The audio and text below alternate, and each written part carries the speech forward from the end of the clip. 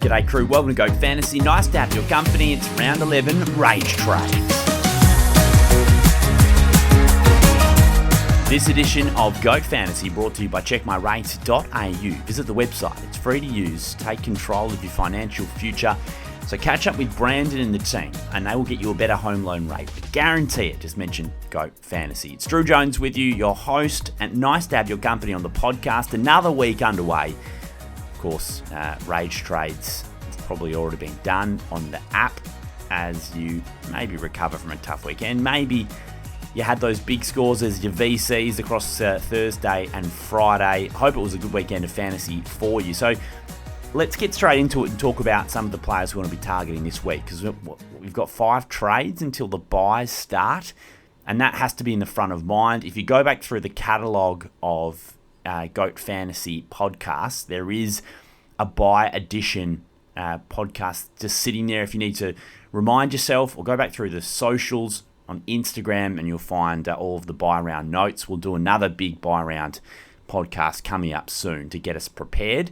In terms of trades this week, well, Jack Eisen, I feel like needs to be towards the top of your shopping list. I just think the situation that Carlton are in, the way that Eisen played on debut, just sort of feels like a no-brainer.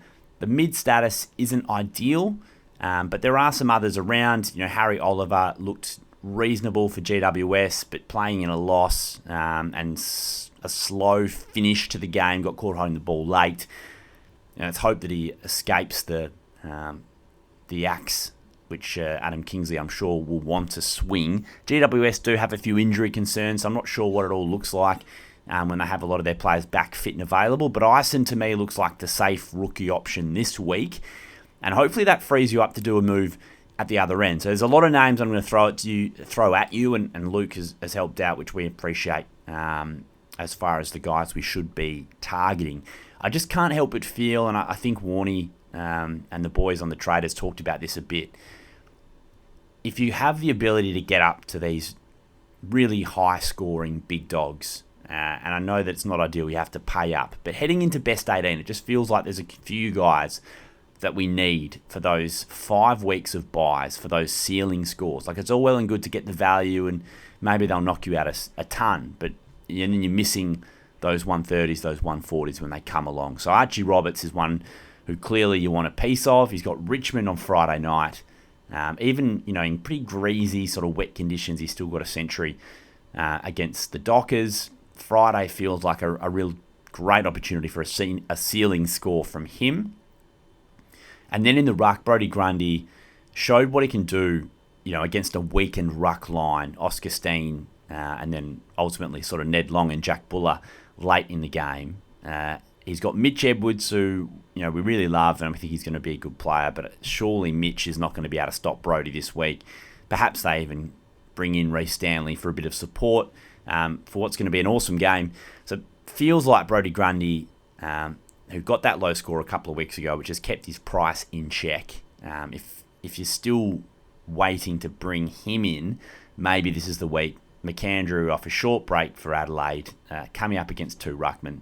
Maybe this is the opportunity to get him up to a big dog.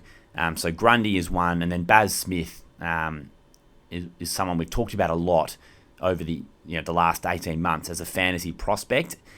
And it's interesting that there's some reporting from Joel Kennedy that he may have hurt his shoulder. He may have aggravated a shoulder injury at training yesterday. So he had the non-contact hat on, left the track sort of after. It would have probably been after only 20, 30 minutes, considering we're not allowed in there to shoot training for very long.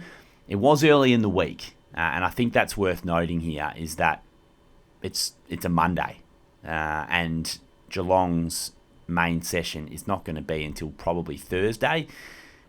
So I don't think there's major concerns, but it is a little flag. And if you're tossing up between Baz and Brodie Grundy, perhaps that's one, it's enough of a flag to stop you from bringing him in this week. But certainly he's built different, as everyone likes to say, and is having a superb season. So that's sort of where my head is this week is, if you can find a way to get in one of those big dogs, it might be the right time heading into the buys. All right, so let's go through a few of these names. So Darcy Cameron is one that interests me as a pure value play. So I was at Pies training briefly this morning before going to Hawthorn.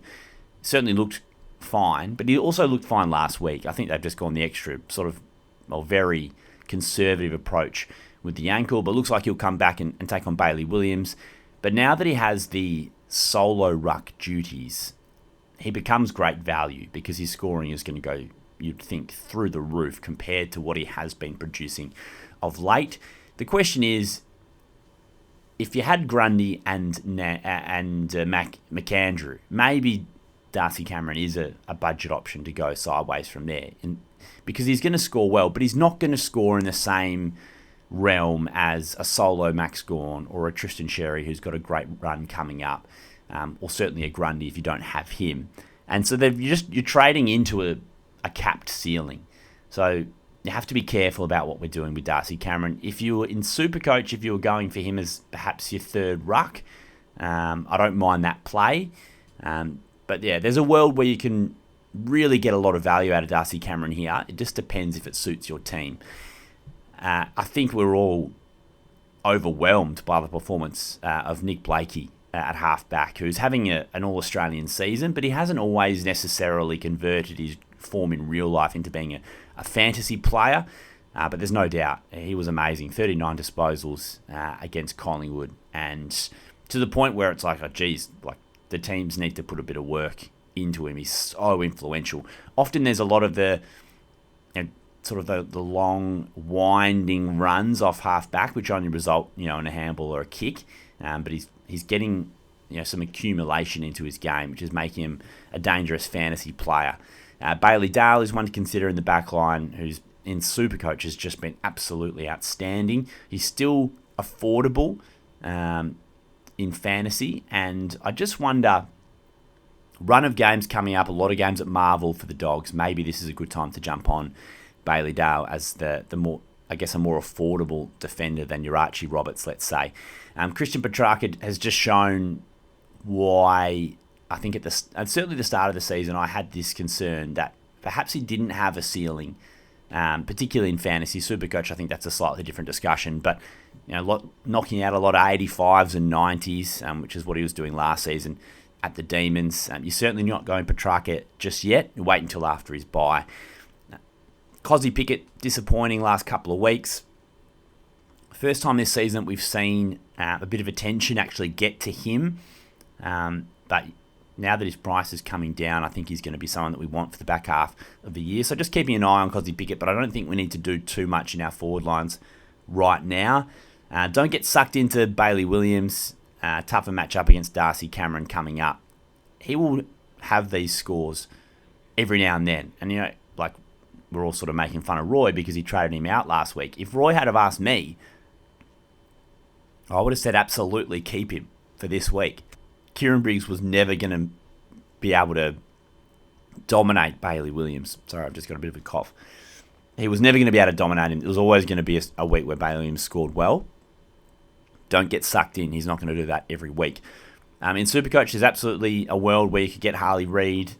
It would be a short move from a rookie to get to Harley. The only issue is, after coming off a career best game, does the hard tag come back his way?